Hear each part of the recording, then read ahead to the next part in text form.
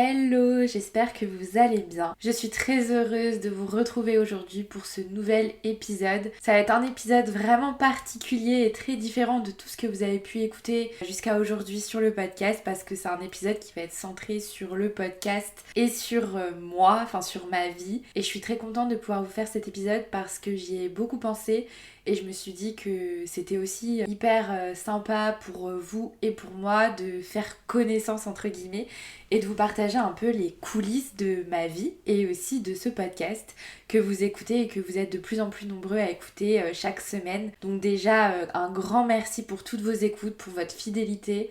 Et pour ceux qui débarquent sur le podcast, je vous souhaite la bienvenue. Et j'ai hâte de vous partager cet épisode bilan. Du coup, cet épisode va sortir le 1er janvier 2025, donc je vous souhaite déjà à tous une très bonne année. Je vous souhaite qu'elle soit remplie de plein de bonheur et surtout d'amour. Que ce soit de l'amour envers vous, que ce soit envers vos proches, envers votre amoureux ou amoureuse ou voilà, plein d'amour autour de vous. On sait que l'amour c'est un des piliers de la vie, c'est l'une des choses la plus importante et la plus belle dans la vie et du coup je vous souhaite vraiment une année remplie d'amour et je vous souhaite aussi une année à la hauteur de vos espérances et de vos projets. Aujourd'hui il n'y aura pas de bilan mais ce sera plus un état des lieux de ma vie pro et de ma vie perso et surtout des projets pour 2025. Parce que oui, il y en a beaucoup.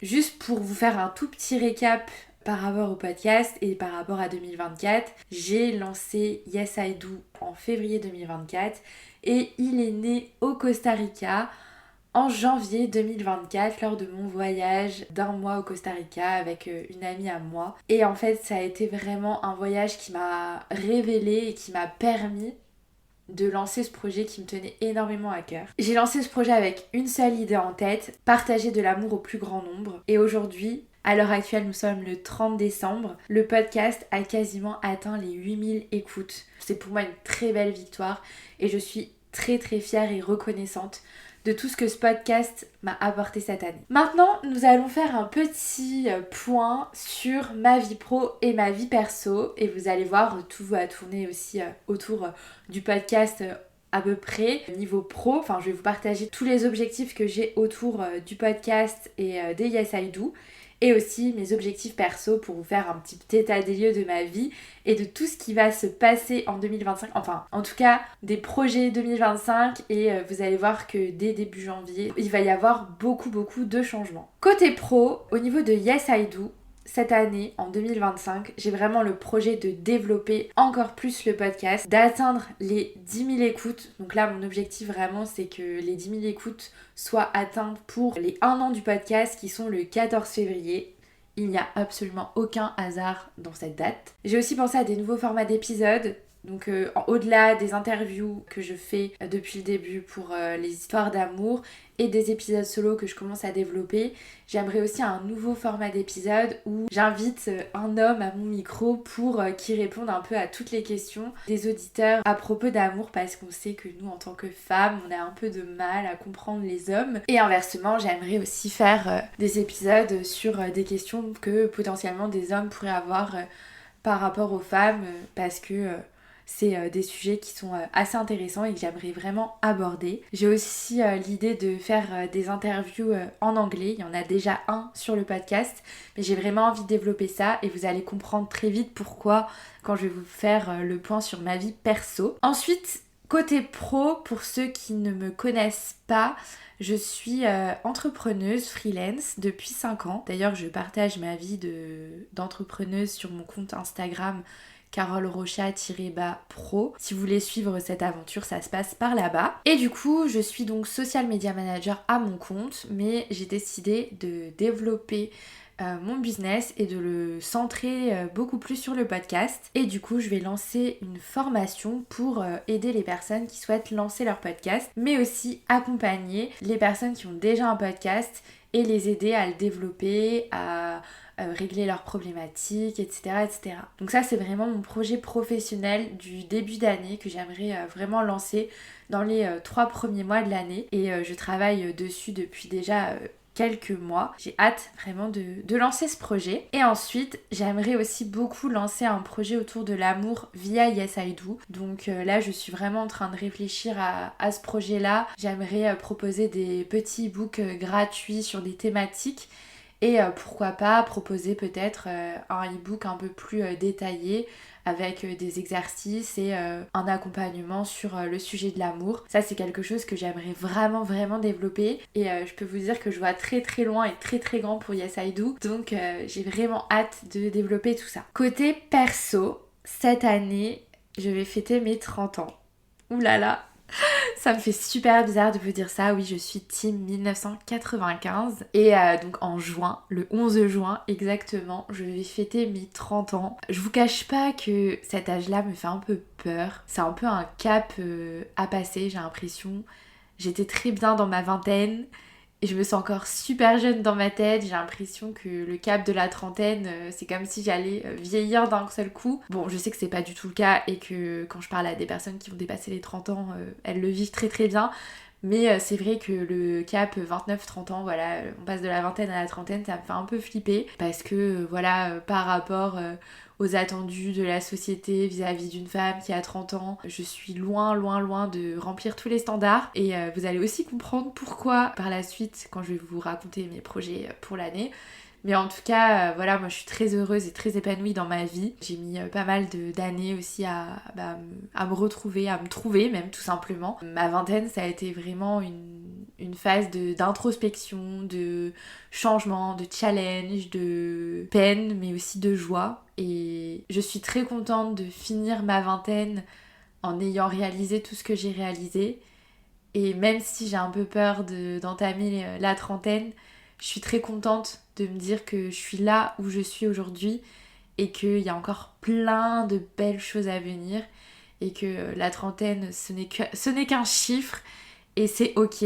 Mais voilà, en tout cas, cette année, je vais fêter mes 30 ans. Donc voilà, c'est une des infos assez importantes pour moi de cette année parce que c'est vraiment pour moi un cap assez symbolique à passer. Ensuite, roulement de tambour, ça c'est une annonce assez importante aussi sur ma vie perso. C'est que dans quelques jours maintenant, enfin dans 18 jours exactement, je pars à l'étranger pour une durée indéterminée. Donc voilà, je pars en Australie. J'ai pris un aller simple, il n'y a pas de date de retour et il n'y a pas de plan fixe pour le moment. Je pars en Australie, pourquoi ? Parce que j'ai envie de vivre une expérience à l'étranger. Je ne pars pas en mode backpackeuse, pas du tout. Je pars en mode, on va dire, expatriée, où je vais m'installer à Sydney pendant quelques temps. Et puis ensuite, on verra où l'avenir va nous mener. Mais pour vous faire un tout petit point par rapport à ma vie en 2024, c'est que en septembre 2023, j'ai tout plaqué. J'ai plaqué ma vie à Nantes, mon appart, j'ai vendu tous mes meubles pour me lancer dans une vie de digital nomade. Et du coup, je suis partie 2 mois en Australie. Ensuite, en janvier 2024, je suis partie 1 mois au Costa Rica. Et cette année, je suis aussi partie 1 mois à La Réunion en septembre. Donc, cette vie de digital nomade cette année donc était entrecoupée d'une vie en France et une vie un peu à l'étranger. Et c'était, on va dire, un tremplin pour moi avant 2025 du coup. Et du coup, je ne pars pas seule, je pars avec mon copain. Je vous partagerai bien entendu des petits updates de ma vie là-bas. Et c'est aussi pour ça que j'ai envie de développer les podcasts en anglais parce que l'idée c'est aussi de développer le podcast en Australie. Et si je peux interviewer des personnes australiennes ou internationales sur le podcast, ce serait vraiment juste trop bien parce que ça va vous permettre d'entendre des belles histoires d'amour qui viennent de partout dans le monde et c'est vraiment l'objectif. C'est pour ça que j'ai appelé aussi ce podcast en anglais Yes I Do parce que c'est quelque chose qui est international et que du coup tout le monde peut se retrouver à travers ce podcast. Et donc, comme je vous le disais, je pars avec mon copain. C'est notre premier gros projet à deux. Et ça pourra d'ailleurs faire l'objet d'un épisode voyager en couple. Donc ça, ce sera un petit update courant de l'année. C'est notre histoire, c'est une histoire de bon timing, de bons moments. Et un jour, je vous raconterai cette histoire. Donc voilà, je vous dirai, je vous ferai signe quand je vous raconterai cette histoire. Mais si je peux vous donner quelques indices. J'ai commencé l'année célibataire. Je suis partie au Costa Rica, j'étais seule. Et c'est en rentrant du Costa Rica que, avec mon copain, on a commencé à se revoir. Enfin, on se connaît depuis des années. Et en fait, la vie a fait que, en ayant quitté Nantes, je suis retournée vivre chez mes parents et que mon copain vient de là où j'habite, enfin là où mes parents habitent. Et du coup voilà, on s'est retrouvés, on va dire, au même endroit, au même moment. Notre histoire va prendre un nouveau tournant cette année parce qu'on va voyager ensemble, voyager à deux. Et du coup j'ai hâte de vivre cette aventure et de vous la partager aussi à travers mes réseaux sociaux et ce podcast. Et voilà pour cet épisode du jour. J'espère que ça vous aura plu et que ça vous permet d'avoir un petit aperçu de ce qui va se passer par ici tout au long de l'année 2025. Bien sûr, vous pouvez suivre le podcast et les coulisses sur le compte Instagram du podcast, donc c'est yesido.podcast, ou aussi sur mon compte perso pro qui est Carole Rochat-pro, sur lequel je partagerai notamment pas mal d'informations sur mon voyage, sur ma vie de freelance et aussi sur la formation du podcast, etc. En tout cas, je suis très heureuse de vous avoir fait cet épisode, j'espère que vous allez l'apprécier et surtout n'hésitez pas si vous avez des questions par rapport au podcast, par rapport à la formation que je vais lancer, par rapport aux futurs épisodes.